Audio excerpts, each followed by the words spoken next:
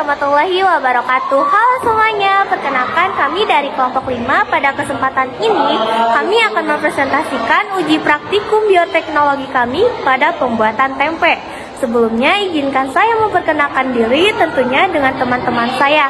Saya Desi Ernasari dan teman-teman saya ada Laila, Nursipa, Kezia, Hendra, Rizky, dan Rifki. Ditonton sampai habis ya teman-teman. Aku hanya memikirkan satu peraturan penting. Kenapa kau lakukan hari ini kalau kau bisa melakukannya besok? Few moments later.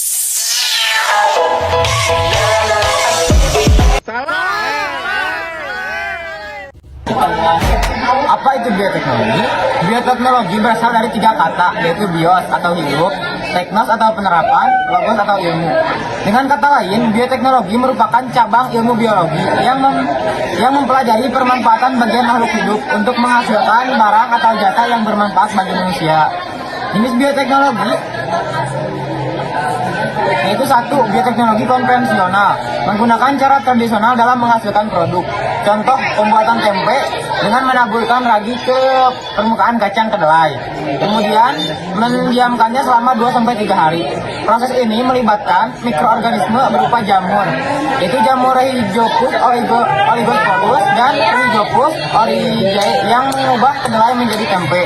Yang kedua yaitu bioteknologi modern, menggunakan teknologi produksi atau rekayasa genetik dengan alat-alat canggih. Hasilnya dapat diterapkan di bidang pangan, kesehatan, dan bahkan pertanian. Proses praktikum. Praktikum kali ini mengenai pembuatan tempe dengan cara fermentasi. Proses pembuatan tempe dapat terbilang membutuhkan waktu yang cukup lama untuk memperoleh hasil jadi tempe.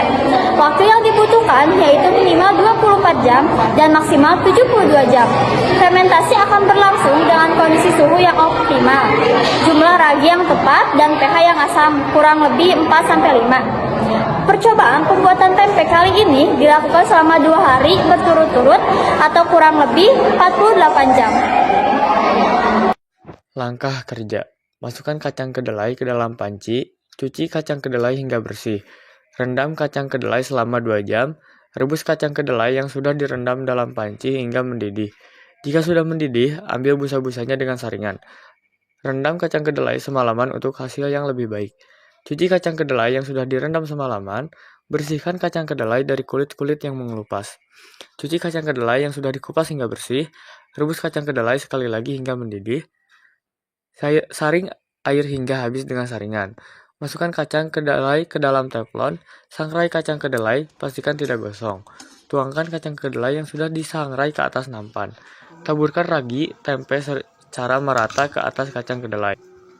Aduk ragi tempe hingga merata menggunakan sendok atau spatula.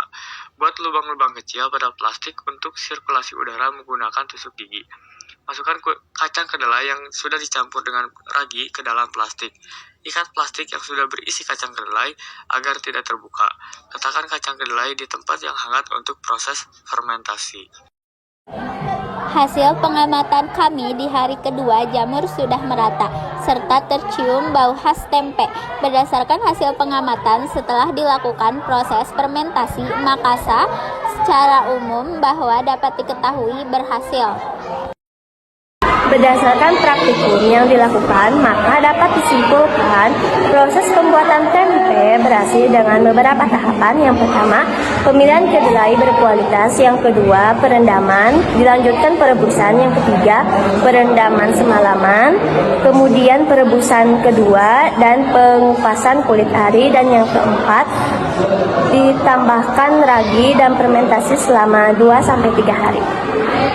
Ini faktor-faktor keberhasilan: 1. Suhu optimal, 2. Jumlah ragi yang tepat, 3. Kadar air pada kacang kedelai, 5. Sterilitas alat dan bahan.